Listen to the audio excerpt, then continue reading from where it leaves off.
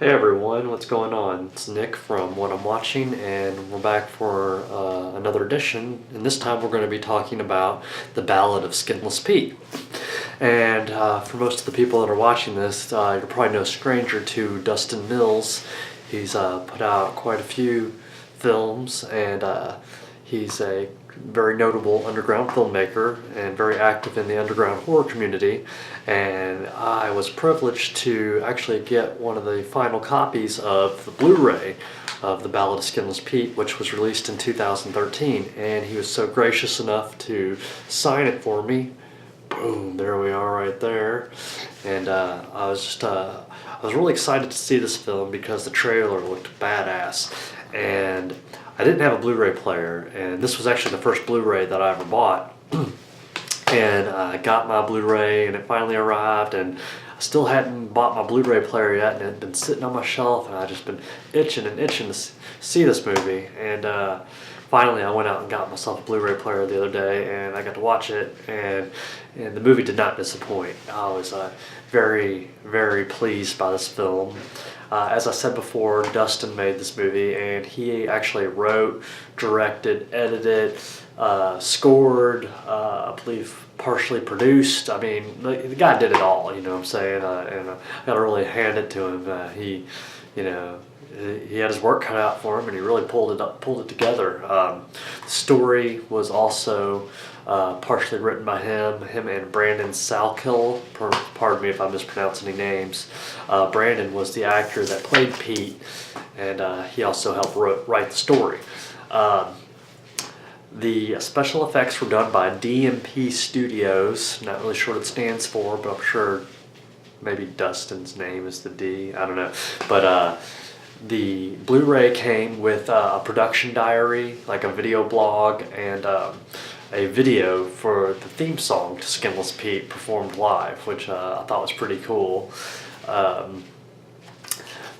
Basically the story follows a character named Peter Peel, who is a doctor who is a cancer research doctor, and he wants to find the cure for cancer. So he finds this parasite and isolates an enzyme in the parasite, and basically he wants to inject it into people and get it to where the parasite only attacks the cancerous cells. And I thought that the storyline was really clever, very well written. It was a smart story, you know. It wasn't like, dumb horror without a plot. I mean, there's some thought behind this film, and I really appreciated that, because a lot of people think horror fans are idiots, and actually we're farthest from the truth. We're actually some of the smartest people out there, in my opinion. But the story follows Pete, and he wants to, research this avenue that he's laid out.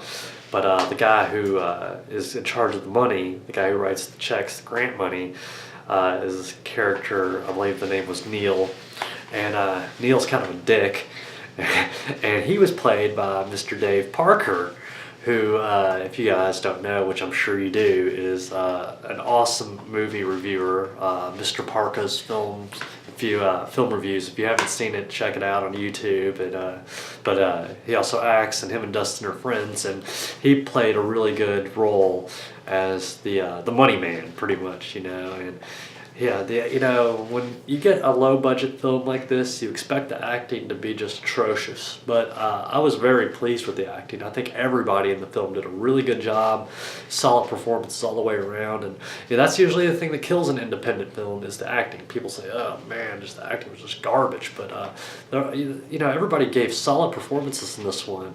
And I got to give props to Dave, because I really thought his performance stood out.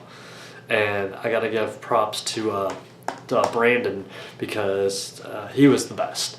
I mean, his role as Peter Peel was just awesome. I mean, his personality, everything about the character was just, it really came through well.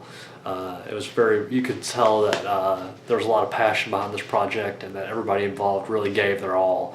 And I was really pleased with that, because sometimes you order a movie and you take it on faith that it's going to be good, and you're stuck with some bullshit.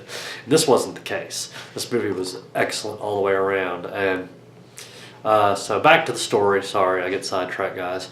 But So, he needs to, the money man won't give him any more money, won't give Peter any more money, so he's like, well, fuck it, I'm gonna just test this on myself. So he, tested on himself, and unfortunately things just did not go well. At first it seems like, oh yeah, we're good to go. Next thing you know, the little nasty sore on him just started getting worse and spreading, and before you know it, dude's not got no skin. So, and along with losing his skin, kind of starts to lose his mind and go a little bit crazy. And I don't want to give away too much for people who haven't seen the film, but the madness, insanity grows in Peter Pill's character, and he starts killing people. And I'm gonna just leave it at that. There was a lot of nudity in this film, some very hot naked chicks, so that's always a plus. Nice eye candy, and there was some cool like tentacle type stuff in the movie. If you're a fan of anime, there's a couple instances with a long, the tongue jumps out and grabs a motherfucker and grabs a girl by her leg and pulls her back, and there's another scene where he's got this chick strapped down to a table, butthole naked, and he's getting ready to impregnate her, and instead it looks like he's like a monster trying to eat her out. He's like, bleh, bleh. It was funny as hell. What I'm saying? It was cool. What I'm saying? It was funny, but man, my only complaint was maybe girl could have done some landscaping down there, because dude, I felt like it was back in the 80s, with that bush. But all joking aside, the movie was awesome. Production values were good. The special effects were great.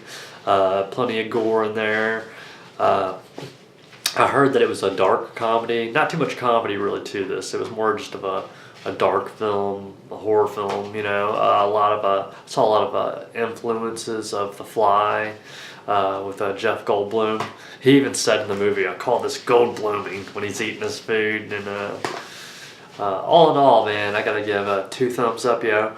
The Ballad of Skinless Pete, and fortunately for me, I got one of the last copies here, and there's no more of this. Like the Ballad of Skinless Pete, you can't find anywhere. It's out of print now, but don't fret, guys, because it found distribution, and it's being re-released under the title Skinless, which actually I think Skinless sounds a little bit cooler than the Ballad of Skinless Pete, but that's not my call to make. But either way it goes, I'm excited for Dustin that he got the distribution. I'm excited that other people are going to get to see this film. And I got to give it a 4 out of 5. And it rocked. I look forward to seeing more of Dustin's movies. And I encourage everyone to check out the release of Skinless when it comes out. And I guess that's all. Next time we will be talking about the film Tough, which is an Australian short film, and I just received it in the mail, and I'm very excited to check that one out. And it came with a lot of little extras and goodies, but we'll get into that next time. So this is Nick with What I'm Watching, and we'll see you next time, guys. Thanks for watching.